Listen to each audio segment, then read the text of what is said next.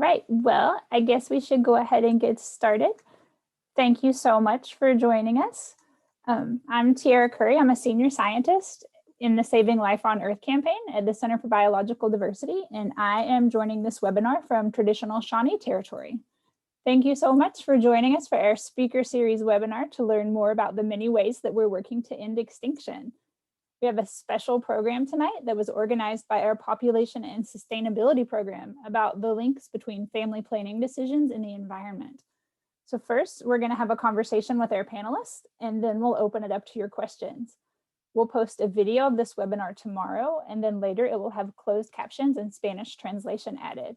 And an exciting new thing tonight, if you want to follow along with this discussion on Twitter live, please use the hashtag to kid or not to kid live. And Linda, a fellow staff member at the center, is going to be live tweeting during the event tonight. So as part of our work to end the wildlife extinction crisis, we work to raise awareness around the need for voluntary rights-based family planning. We support every person's right to have children if and when they're ready. But even when people have access to contraception, the decision on whether or not to have children is anything but simple. And our three panelists today are experts on these topics, so I'm very excited for you to meet them. We have Maxine, the director of To Kid or Not to Kid, Kristie, a student activist at the University of Guyana in South America, who's joining us from there tonight. And she's also a young leader from the organization Women Deliver. And we have Kelley, a staff member here at the center in the Population and Sustainability team. So I'm going to hand it over to them to let them tell you a little about themselves.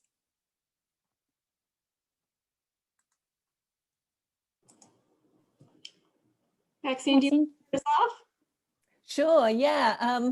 I mean, most of you by now, I know a lot of people downloaded the film. Thank you so much for watching. And it's been amazing partnering with Center for Biological Diversity. So this is really exciting. And I'm the director. You've seen so much of me. I don't really feel like I have too much more to give you, except I've made documentaries for a long time for various different networks and outlets, from the BBC to Discovery to Sundance. And this has been a huge passion project for me, as you can well imagine, and I'm delighted to be able to ask you any questions, and do stay in touch after the screening as well, because we have a very, very active social media platform, and we love hearing from the audience. So if you don't get to any questions, do get in touch. And yeah, thank you for having me. Kristie, thanks, Maxine. So go ahead, Kelley. I'll let Kristie go and then I'll finish it up. Good evening, everyone. My name is Kristie Duff. I was born and raised in the Cooperative Republic of Guyana here in South America. I'm currently pursuing my Bachelor of Science in Earth and Environmental Studies at the University of Guyana. And I spend my leisure time actively working with organizations that champion sexual and reproductive health rights, environmental and humanitarian efforts. I was the past president of the Eco-Trust Society, which is the main environmental club of campus. And I also volunteer with several other organizations right here in Guyana, like the Guyana Responsible Parenthood Association, the University of Guyana's Robotics Club, and the International Decade for People of African Descent. I look forward to having a fruitful discussion with diverse opinions and perspectives, and I'm so excited to be here tonight. Thank you for having me, the Center of Biology.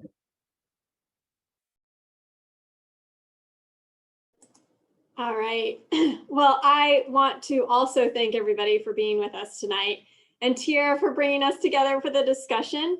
And I'm excited to talk with my fellow panelists who have these same overlapping interests as me: reproductive rights, health and justice, along with environmental sustainability. So as Tiara said, my name's Kelley. My pronouns are she and her. I've been with the center for 2 years now, and most of my career was spent in recycling. But about 5 years ago, I saw that recycling alone was problematic. We instead needed to be decreasing production and consumption of stuff. So I started looking at a career change, and I became interested in working at the intersection of health and the environment. And I went back to school for a master's in public health. And I really had this personal interest in family planning. So while I was in school, I became a certified family planning counselor. So my role at the center allows me to really work at this intersection of family planning and waste prevention, which I'm pretty sure is fairly unique. I'm not sure if anybody else has that role.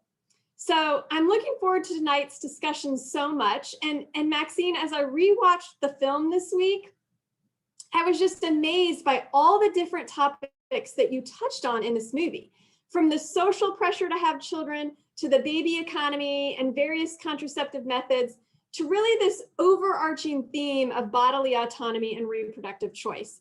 I just cannot wait for the discussion because I think we're going to have so much to talk about in what you packed into this movie. So I'm going to keep going on here a little bit. We thought before we'd start that we'd run a poll to learn a little bit more about who's on this webinar.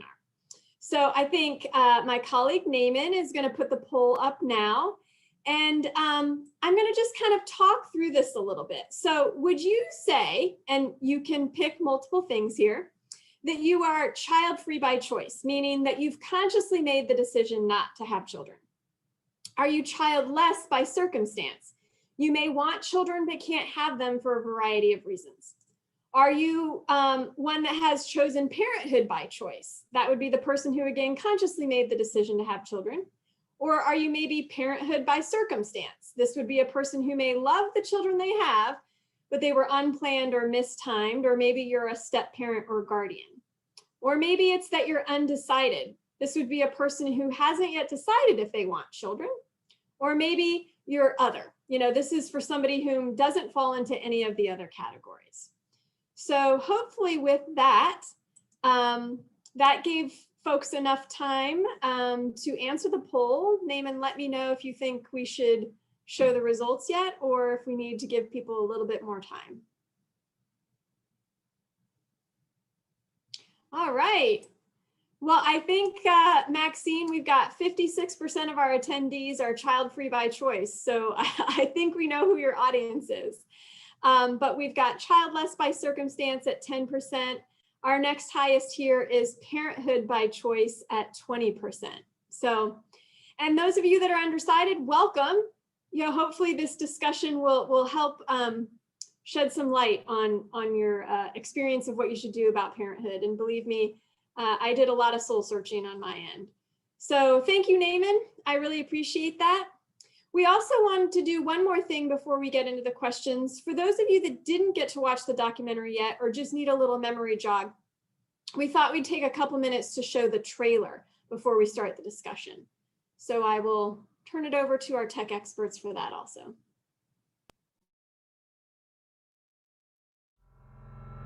When are you going to have a baby? That, without doubt, is the question young married couples hear most. After all, isn't that what the American dream is all about?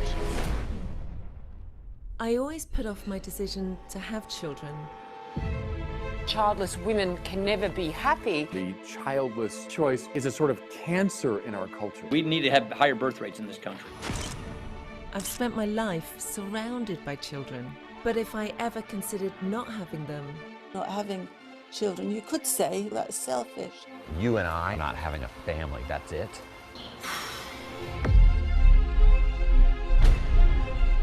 It's really hard to talk about. So I started asking the question, why can't we talk about not having children? Do you know anybody that's made the decision not to have children? She started in pretty much right away, like, oh, you want sterilization, why do you not want kids? I've been told you're not a complete woman until you become a mother.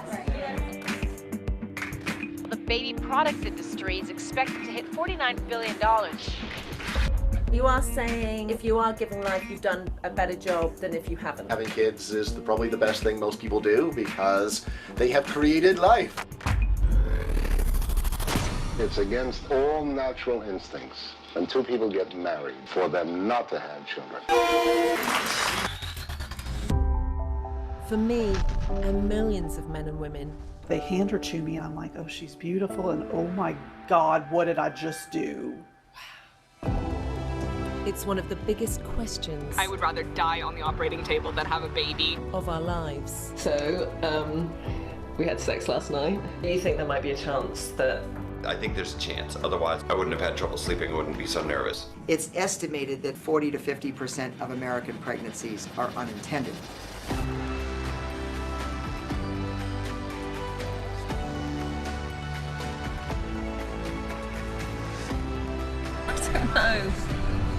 I don't know.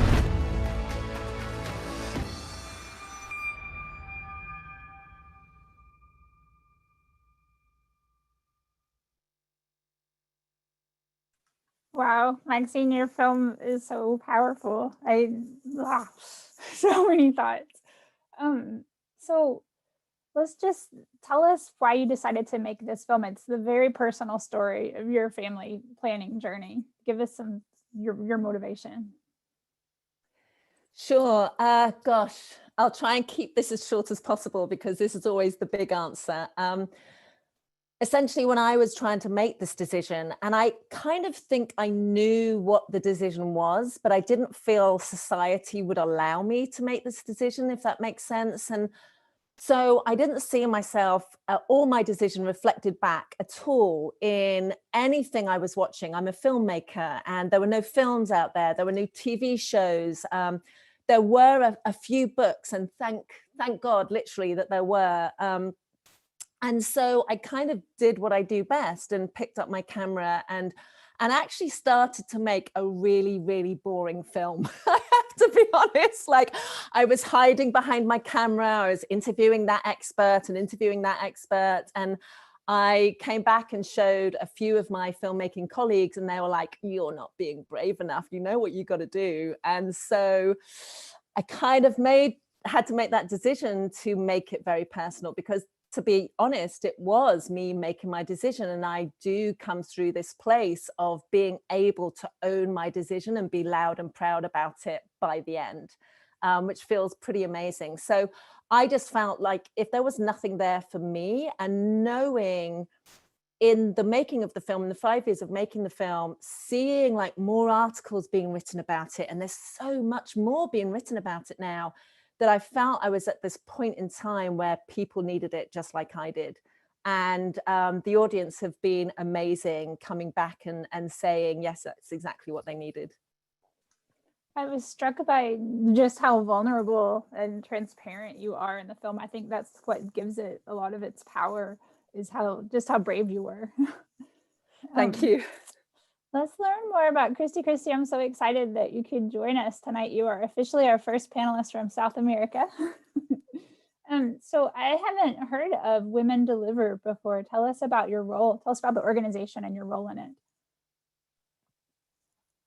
So Women Deliver is the leading global advocate that champions gender equality and the health and rights of women and girls. In 2010, Women Deliver started their Young Leaders program. And over the past decade, over 700 youths from approximately 138 countries have been able to benefit from this program with regards to advancing gender equality in their countries, in their regions, and generally around the globe. So in 2020, I was one in 300 youths selected for the class of young leaders. And currently my role is to actively participate in workshops, programs, that will, in the end, develop my skills and connect me with people, resources, and platforms in order to build my individual capacity so that I can be able to use that knowledge back home here in Ghana, and hopefully one day in the world. I have no doubt that you will. Kelley, you are a population and sustainability campaigner, and you have more letters after your name than almost anyone that I know. So tell us more about your role. Sure. So our work at the center is grounded in the belief that every person should have the right to choose if and when they want to have children, and how many, and to do that in a safe and healthy environment. We work to ensure that every individual has the resources, access to contraception, and education to plan their reproductive futures. So my role at the center is to develop and execute projects like this that focus on rights-based solutions, from voluntary family planning to the solidarity economy, to address how the effects of population pressure and inequitable consumption impact our environment.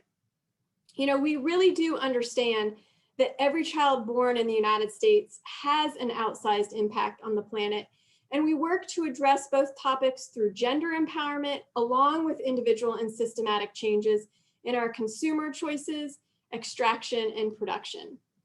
So we know that many environmental groups do not discuss population for a variety of reasons, and one of those is being immigration. However, we believe immigration policy does not address global population growth, unplanned pregnancies, or the pressure of destructive production and consumption practices.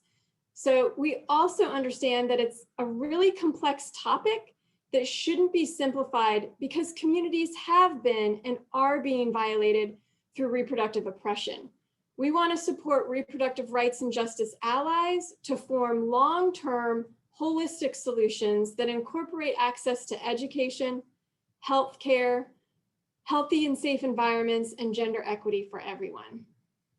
And in that vein, our team really is looking forward to working with our new environmental justice team that is going to help us, the center staff that works on these projects, to support allies doing work around, say, toxins and endocrine disruptors or the impact of extreme heat on birth outcomes, really confirming that our work is supporting not only wildlife, but people.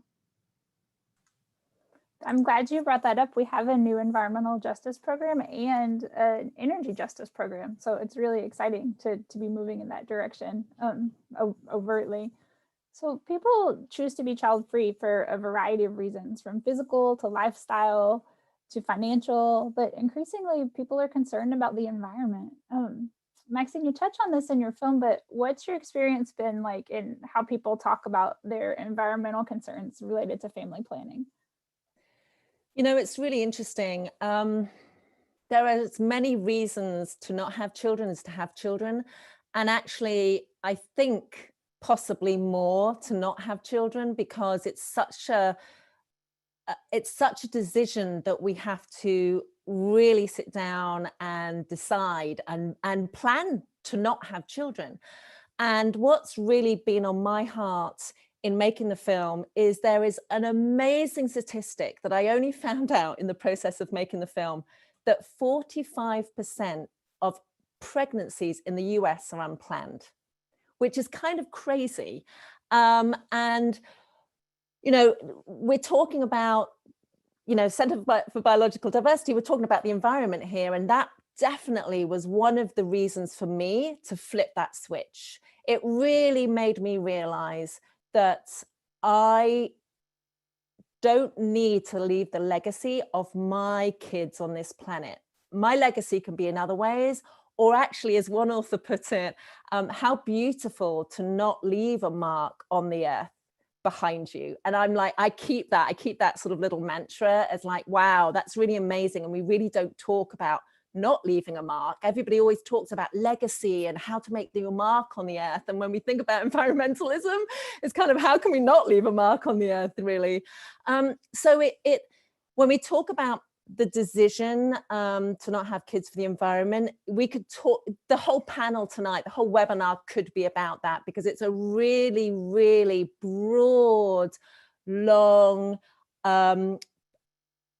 the reasons for not having kids. There are many, many, many, many reasons, and protecting the environment is one of them. I hope that answers your question. I mean, every question brings up a million more questions, right? But we're trapped within the confines of an hour.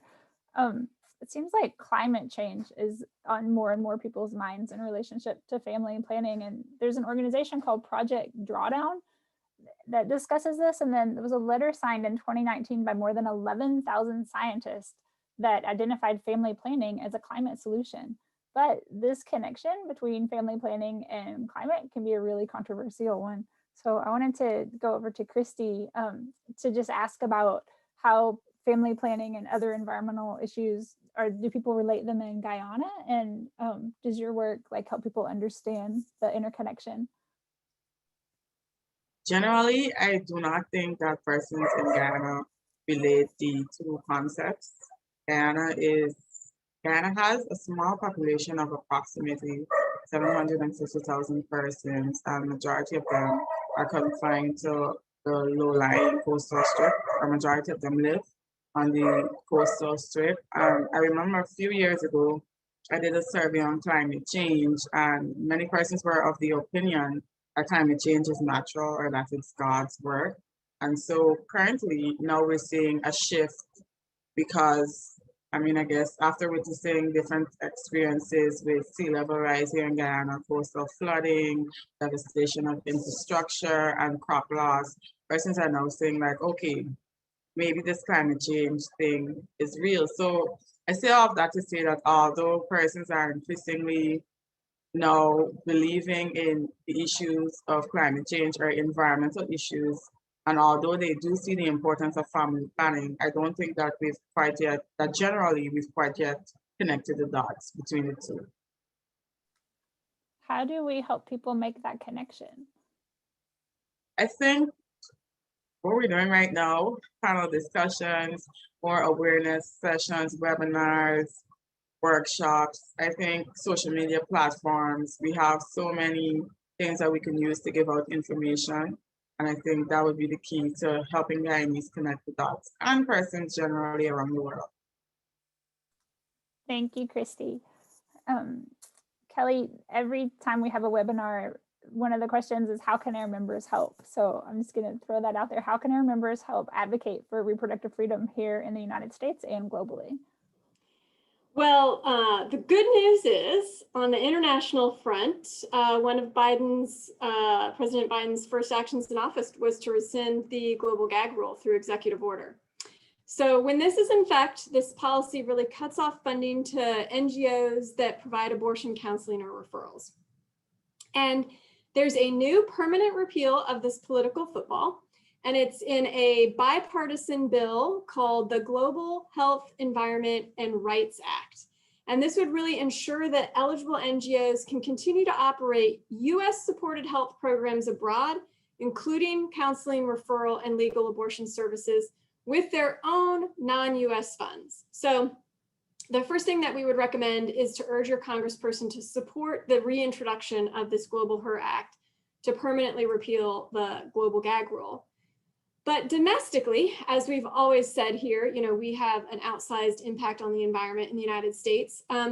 So we really need the Biden administration to repair the damage that the Trump administration did to Title X. We've got 19 million people who are in need of publicly funded contraception, and 95% of them live in contraceptive deserts where they lack access to healthcare centers that offer the full range of contraceptive methods. So the Title X family planning program was created to bridge the gap in care between by providing funding for reproductive health services for low-income people. So, but the Trump administration instated a gag rule to block funding for Title X clinics, similar to the global gag rule, so that those health clinics that provided, referred, or discussed abortion services had to leave. So that, a lot of our Planned Parenthood clinics left the Title X program. So thankfully, just a couple of weeks ago, the House Energy and Commerce Committee released its reconciliation package, and the proposal includes $50 million in supplemental funding to the Title X family planning program. And Biden is asking Health and Human Services to review the laws and the policies and the procedures that the Trump administration put in place so that we can roll back some of this work that was done by the former administration. But before I close out with that, because I do want to let you all know that there are a couple of other new domestic bills that we should be keeping an eye on. So first is the Women's Health Protection Act. So this protects the right to access abortion care by creating a safeguard against bans and medically unnecessary restrictions. We've seen more and more of these coming up. The other is the Black Maternal Health Momnibus Act. So the US has the highest maternal mortality rate in the developed world. And the crisis is most severe for Black moms who are dying at 3 to 4 times the rate of their white counterparts. So to address this crisis, this act would make critical investments in the social determinants of health that influence maternal health outcomes like housing, transportation, and nutrition. It would support moms with mental health conditions and substance abuse disorders, and invest in community-based initiatives to reduce the levels and exposure to climate change related risks for moms, babies, and much more. It's about a 12-point plan. But so those are kind of 4 things that we could all be supporting when they come up, and or right now the global gag rule. You can request that your Congress people support the reintroduction of that. Thanks, Kelley. It seems like the answer to how I can help is always like personal decisions and fight for good policies. So I want to go back over to Maxine. You share in the movie that you were ambivalent for years in whether or not to have children, and it can be really hard for people to choose not to have children or even to have those conversations. And I feel like your movie is a really important tool to open up that conversation for people. But what are some other things we can do to like increase the social acceptance of choosing not to have children? You know, what I've come to realize in actually now having the film out there is to not be afraid to bring up the subject, because actually what has been delightful and seeing again this process of over now 7 years, having made the film and now taking the film around the world to show the film and being at Q&As and meeting people when we could before COVID hit, is that if you bring the subject up and not be as afraid as I was 7 years ago, you might be delighted by the responses you get. Because actually at Q&As, I've had parents come up to me and say, you know, A, I decided to have 1 child. B, it wasn't actually an easy journey for me. And as this poll has just shown, I'm always really impressed when parents admit to it being a birth by circumstance. And so, you know, Kristie's work, Kelley's work, getting access to contraception, supporting these bills going through, like the most important thing I think we can do is avoid unwanted children being born. And the pressure that was put on me from society and family and work colleagues, yes, parents, other people that see our decision as being okay. Also, if you can speak up and support us when we're trying to find that language, you will get the biggest, when we can hug each other again, you'll get the biggest hug from us, because it's wonderful when I have somebody in the room, you know, saying, oh my goodness, what a great decision, congratulations. Because we never hear congratulations on our decision. And it's amazing when somebody said congratulations to me, it kind of gave me chills. So there's a lot of kind of things that we can do just individually, which is really easy. Like if you are child-free, talk about it. And if you're a parent or somebody that's still working it out, bring it up. And let's just like make it this casual conversation in the same way that giving birth and deciding to have children is a casual conversation. And in a minute, I've got a question for Kristie as well that I would love to ask her. So when I'm allowed to, when you open it up to everyone, because this is a subject, you know, needless to say, I could talk about forever. Just go ahead and ask her. Well, I'm really intrigued because what I find is that a lot of the conversation about access to contraception, you know, in the global South is like getting access to contraception. And I think what many people tend to forget is actually we are the biggest consumers in the United States. You know, Europe isn't that far behind. And actually, we're the ones that really should be using contraception. But why I want to ask Kristie is actually because you neighbor Brazil and Argentina and, you know, obviously very Catholic countries. And I know Guyana isn't necessarily, you know, doesn't have those same ramifications on access to contraception. What is the stigma in Guyana to access? Is it more actually getting to contraception and the delivery of contraception, or is it the stigma of taking contraception? And sorry, that was a really long question. So I think you're asking what is contraceptive access like in Guyana, am I correct?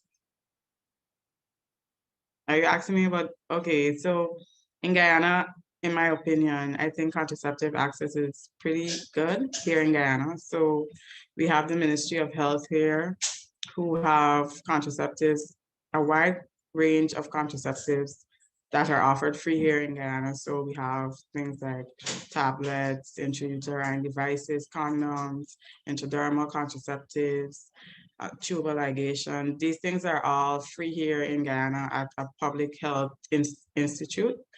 There are also places like GRPA, which is the Guyana Responsible Parenthood Association. They offer these contraceptives at a lower cost. So they're not free, but they're at a cheap cost here in Guyana. And they also work on outreaches for remote areas. So for places that may not have health centers, they do outreaches. So they go into these countries, these areas, and share, distribute contraceptives.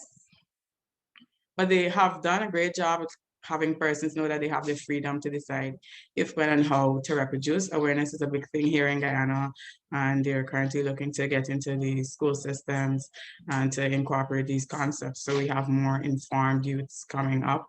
But currently the focus is on awareness and access. And in my opinion, I think both the Ministry of Health and GRP are doing an excellent job here in Guyana in terms of access for contraceptives. That's so awesome to hear. That's so awesome to hear. Yeah. I feel like we could be learning a few things, right? You need to sort out our healthcare system. For sure. Kristie, I want to ask you another question too, because if you think you're the youngest person on this panel, and everything happening on the planet with the extinction crisis and the climate crisis can make it seem really unsure about whether or not to bring children into the world. So I just wanted to get your thoughts on that. Like, as a young person, do you think it's okay to bring children into this world? I do still think that it's okay to bring children into the world, because I feel like the generations before us, this generation and the generation after us, will continue to adapt to changes and circumstances. I remember when I first started reading about overpopulation, the concern was about land and not having enough land space for buildings and house lots without rapid deforestation. And now we have skyscrapers, which are higher and accommodate more persons. So I do still believe that it's okay for persons to still have children, because I think the generations will continue to adapt. I also believe that we're in the information era. So we have so much information on social media, in books, and it's so readily available that persons are expected to be more informed. And I feel like the more informed we are, the more we can make informed decisions with regards to how we treat the planet. Thanks, Kristie. There's even resources out there now about how to talk to your children about climate change, and like making them feel like they have the power to stop it. And I'm all about that and the hope there. So it can be really hard to start a conversation about family planning, and not for you, Kelley, because you're like a professional, you do this all the time, but what advice would you give to people about how to just talk more openly about family planning? Well, you can't have Sarah or I on a webinar without talking about our Endangered Species Condoms program, which I will try to show here. Oh, it's so hard with my virtual background. But we really started this Endangered Species Condoms program about 10 years ago to create fun icebreakers to encourage people to open up this conversation about how many kids they want with their family, friends, or partners. And I got to tell you, Maxine, I really enjoyed the part of the film where you highlighted the comedians that were all kind of using humor as a way to talk about, what can be a really sensitive subject. And that's really what we try to do with these endangered species condoms, because they have these fun little puns on them. But in a more serious light, I recommend really telling your family about the things that you love and the future that you hope for. And usually they want you to be happy. And so it helps to lay the groundwork for what might be a difficult conversation. And there is a really great website that has some conversation starters. It's called beforeplay.org. And it's got some prompts that might help you if you're, trying to talk to your healthcare provider or trying to talk to your, partner about your family planning decisions. And I would say that, if the conversation is still a little bit difficult, try to find a trusted confidant, the clergy, a counselor, or a healthcare provider that can walk you through your family planning decisions. And as a family planning counselor, we're taught to help people make a reproductive life plan. And we ask clients things like, how many children do you want to have in your lifetime? When do you want to have them? And how do you plan to prevent pregnancy until you're ready? And then using those responses, you build a reproductive life plan the same way you would build a financial plan or a college plan or, anything like that. And I don't think that folks are not that methodical about it, but it's a pretty big decision when you think about it, that we should be having some, thought about this and building these reproductive life plans. And then I would just say that, our goal is with the program, because we are not healthcare providers, we provide, 1 million condoms or whatever a year. Sarah can correct me on that, but really they're conversation starters. And we want you to, be comfortable talking about family planning, sex, and the systematic barriers to reproductive justice that hurt both people and the planet. So really that's my advice to folks. And Maxine said it, I think you just need to open up the conversation and be comfortable in the uncomfortableness of what may come of that. Can I add some points to that as well? I think top of that question list also should be, if you think you want children, A, if you don't want children, B, and then proceed down those questions, because we're actually trying, we just did a panel with GPs in the UK and OBGYNs, as they're known here, gynecologists, about how we can actually treat people for their life expectancy when they don't want children.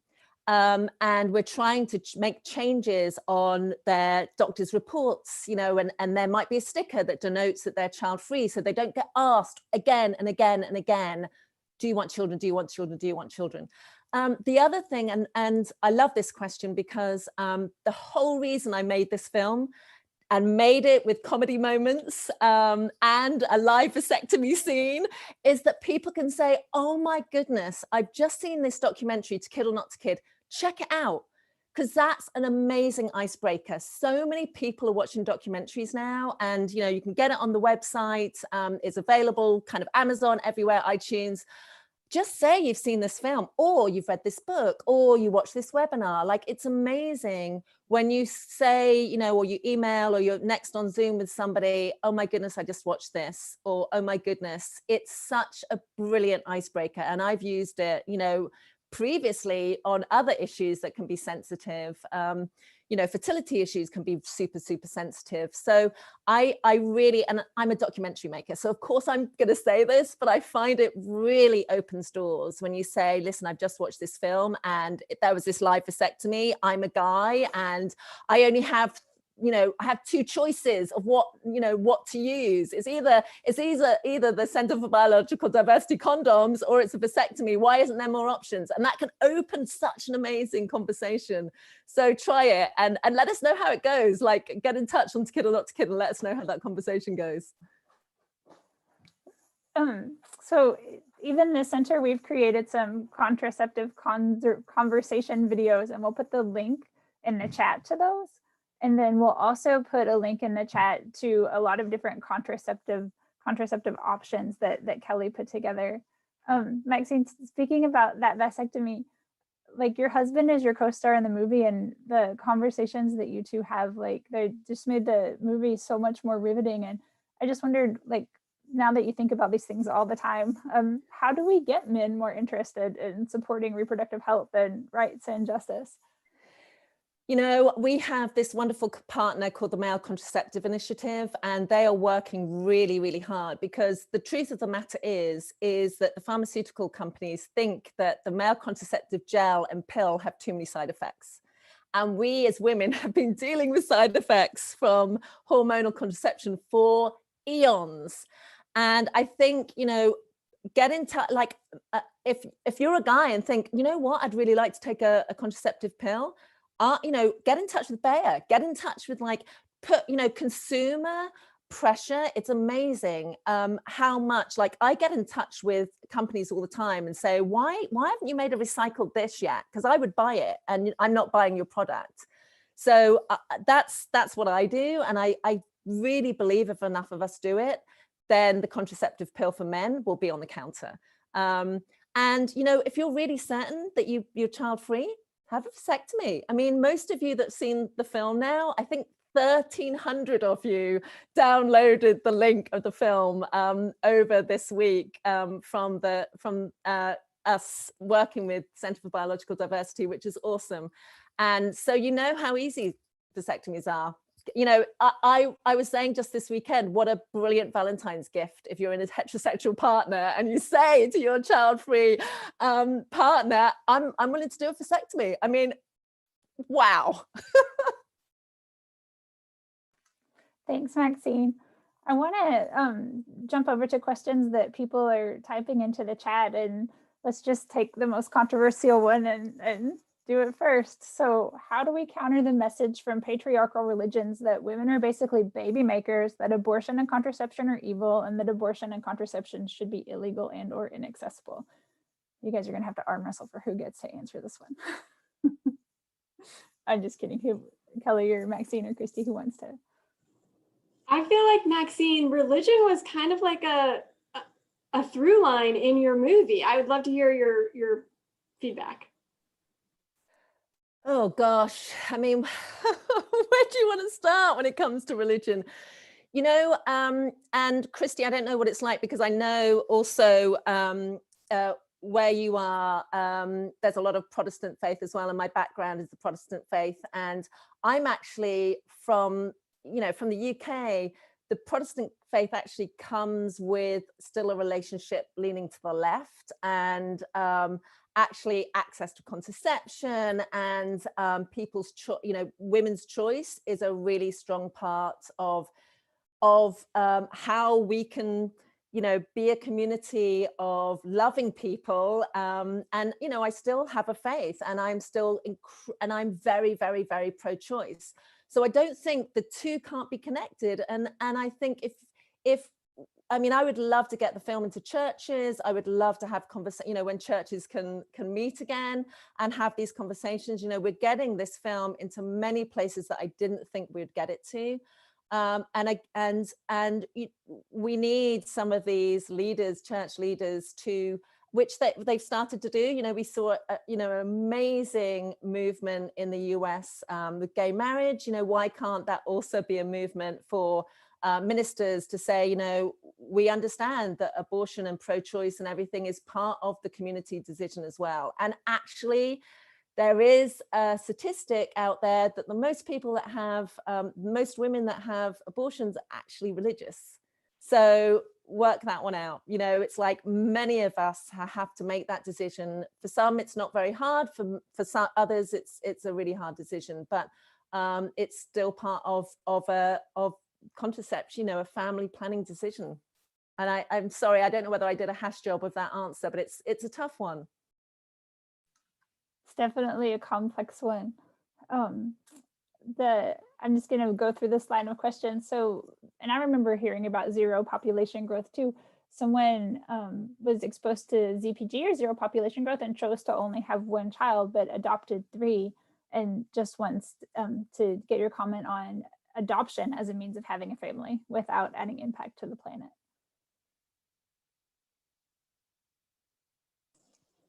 I can take this one, and I will actually, if I can go back and mention the religion one. I think it's impressive right now that we have a new president that is Catholic, but is also very pro-choice. So it is a red letter day for us to be celebrating that. And I think it does show that cultural norms can shift. And somebody that prominent is helpful in the movement for that. And if you are Catholic, there's a wonderful group called Catholics for Choice that you should look at if you want to. You know, on adoption, we do get this question, and it is a complicated topic because, you know, not everybody can afford to adopt. And so there is some equity issues in relationship to that. It's the same kind of with in vitro. And I know Maxine, you do wonderful work on all of these different topics, not just child-free, but so that would be my one concern, is that it is not necessarily an option for everybody yet. Yeah, thanks for, and I'm sure Kristie would have something to add as well, but we did a spin-off series that Kelley, I know you fell in love with, which is really exciting. We did a spin-off series for PBS, which is also available to view all around the world. It's called Should We Kid or Not? And actually it has, because my story, you know, I could have made this film, To Kid or Not to Kid, it could have been a 10-hour film. And actually a lot of people were saying, make it longer, make it longer. But I was like, how many people are going to sit through a 2.5, 3-hour film? So we did this spin-off series, which includes many other people's choices, from a gay couple actually having a surrogate mother with a young gay guy saying, I struggle with the surrogacy issue because I feel like it's paying somebody to give birth and the connotations that that brings with it. And we talk about adoption and in vitro, and it really takes the conversation even further. And they're really short films. They bring two people from opposing opinions together into a studio, and it's it was delightful to make because I really saw opinions change. And when we talk about how to change people's minds, stick somebody in a room with somebody else for like 2 hours and let them talk, and it's amazing what comes from that. And afterwards they didn't want to leave. We were kind of like having to push them out the door, but they'd made friends, and it was wonderful. But I hear what Kelley's saying about adoption. This comes up a lot, and actually I worked on a foster care series too. We need to remove, and again, this is similar in Europe too, why is it so expensive to adopt when so many people want to adopt? Why has that become a business as well? We could make a whole other film about that. And again, we could, talk a lot more about it. And Kristie, I don't know how you feel about that subject and whether that comes up a lot in Guyana.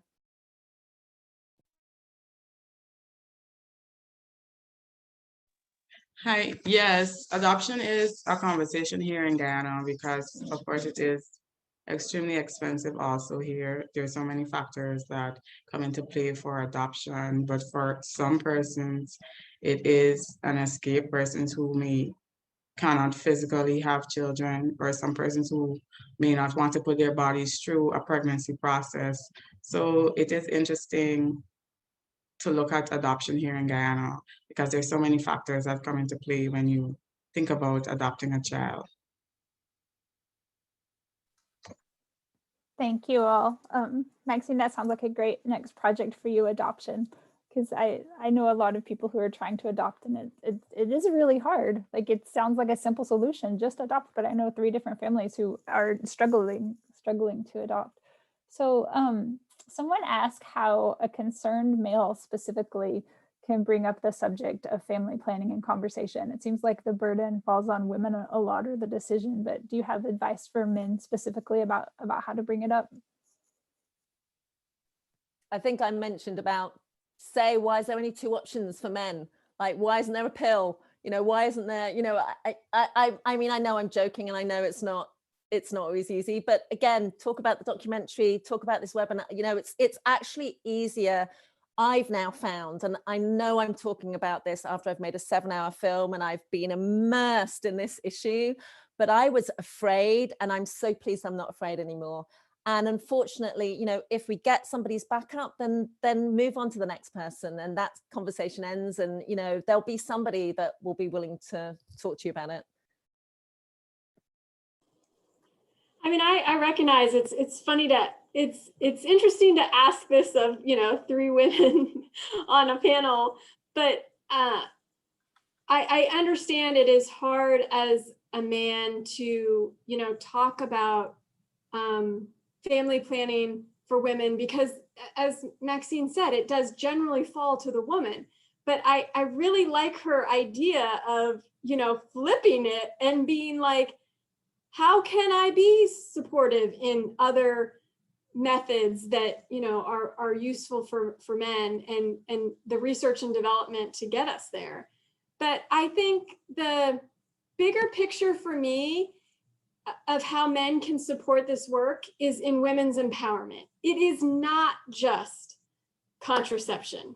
You know, we need income and income equality. We need support for, you know, child rearing. There's just still so many things that fall to women that make it difficult for a man to understand and talk about it, I think, in a sensitive way, because there's just some real systematic issues up here that we would love male allies to come to the table and help us figure out how to do that. And I know Sarah, my colleague, is in the back helping with tech, and we've talked about that. You know, what does that look like? What does a male ally look like, and how can we support them to support us? Just the same way as a, you know, cisgender white woman with privilege, how can I be an appropriate ally to my BIPOC community to support them in reproductive justice? I think you need to take the advice and leadership from the women in your life on how to do that.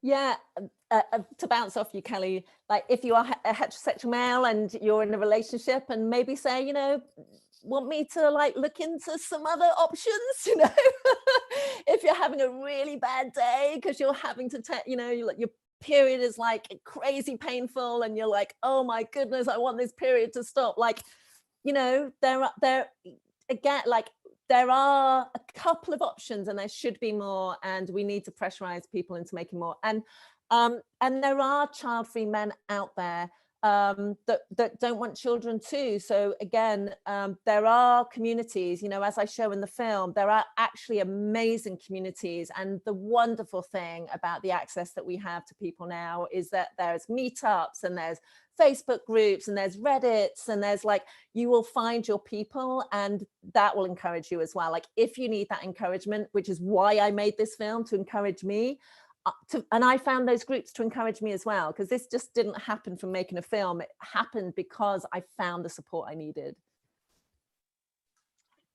Just to add, I think here in Guyana too, contraceptives and family planning and things of those natures are seen as women's issues. And I felt like the best part of the film for me was, Maxine, to see your husband go and get a vasectomy. I felt like he took that burden off of you, and it was so refreshing to see.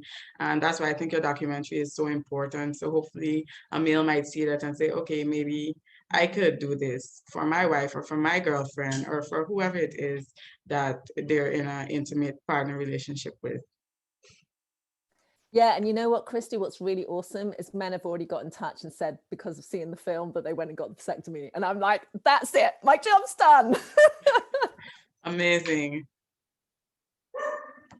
Kristie, there's a question for you specifically, working in another country, about how voices from the United States or advice or messages from here, are they accepted there, or is it like you do your own? Do you want to just talk about doing the work you do there? I definitely think the United States is, you know, it's a big country. There are voices that are accepted here, but, you know, there are persons who think that, okay, maybe America and countries like China, they contribute to a large amount of the environmental issues, while small countries like Guyana here, you know, we're the persons who are left vulnerable because we may not have the resources to properly adapt or to help our people as much as they would. So it's like these big countries create the issues, and then we have to face the circumstances. So I do think some of the voices are heard and accepted here in Guyana, but there are differing perspectives here. So there are persons who are yay, and then some are nay. Thanks, Kristie.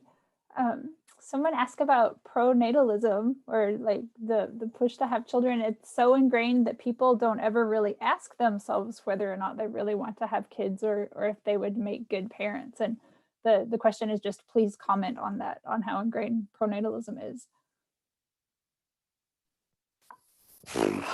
I mean, again, it's like your whole film is a comment on that. It is. It really, really is. And I'm actually thinking, and thank you for bringing it up, because I'm actually thinking of taking that whole graphic and just making it a piece that can exist on YouTube and people can just throw it around and share it, and just like, because until we break down the pressures of society and, you know, taxes that can benefit, you know, for having families, and the pressures, the religious pressures. I mean, we're going back to religion, but the leaders in society and you know, historically that's been men.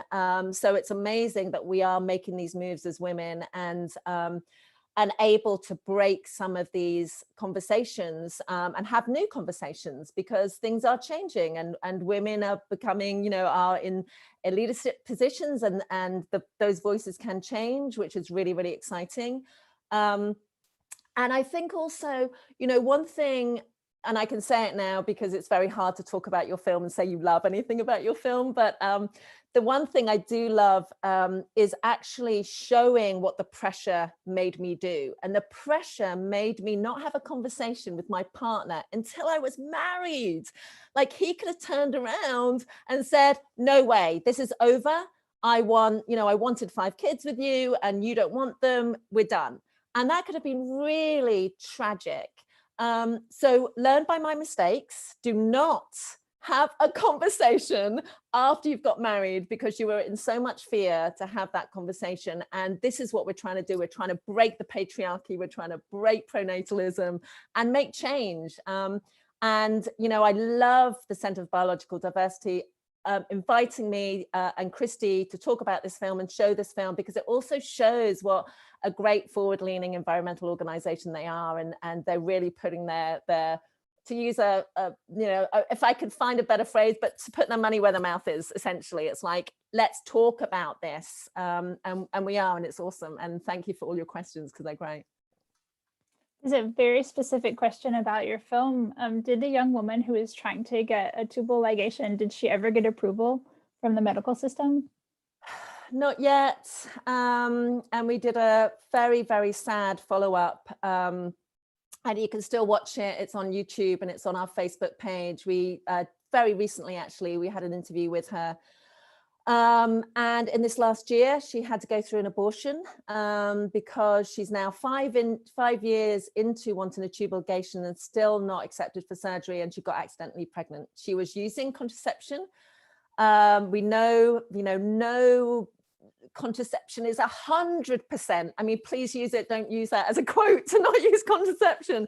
But she got, unfortunately, she got pregnant, and to use her words, that was a very upsetting situation she had to go through, because she'd been fighting so hard and trying to persuade doctors to take her seriously. And that's why I've actually centered at the moment on UK doctors, because of Megan's story being in the UK, but we'd love to expand this conversation further. And if we have any gynecologists or anybody working in the healthcare field that wants to come on board and write to, we're actually writing to the Royal Society of Obstetricians in the UK at the moment to try and make change, and we'd love to make similar change here and, as many countries as possible.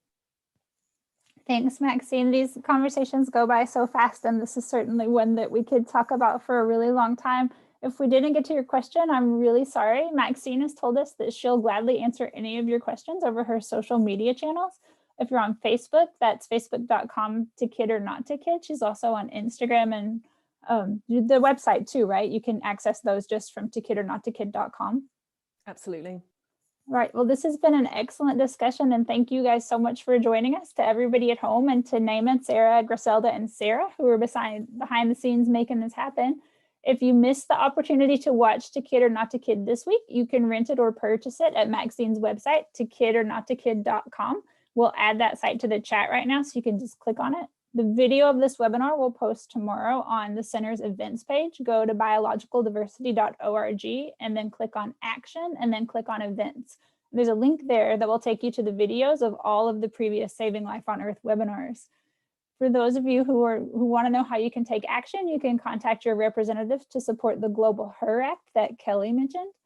Check your email later this spring. Kelley's organized another film screening it's called Our Gorongosa. It's about work in Mozambique to mitigate human-elephant conflict and to build programs that empower girls. When we close the webinar, a survey is going to pop up on your screen. Please take a minute to complete that because we really appreciate hearing your thoughts. And as always, we're so grateful for your support in this work to end extinction and save life on Earth because we couldn't do it without you. And I really appreciate your time this evening. Thank you so much. Thank you, Kelley and Maxine and Kristie. Thank you all. Stay in touch. Thank you. Bye. Thank you.